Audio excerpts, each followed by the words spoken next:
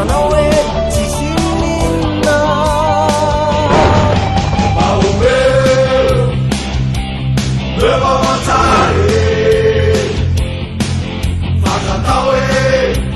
tsisy ninona lazao vaovao tsara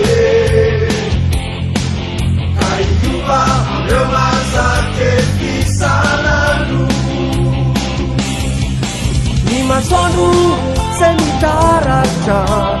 ialina misikitana na ny atsika na ny orana efa hazo tantaraina ka lazaiko lazaiko anao e fa isanandro rambola miaina eto an-trany efa vaovao vaovao tsara ka aleo iainana fa misy farany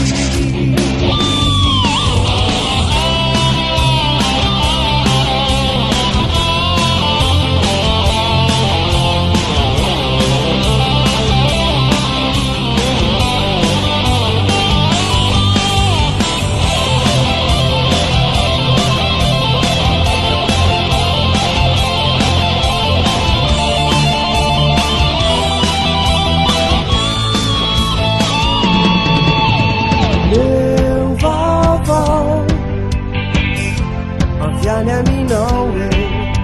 o meu vaovao vaovao afe ao meu vaovao tsara antatao hoe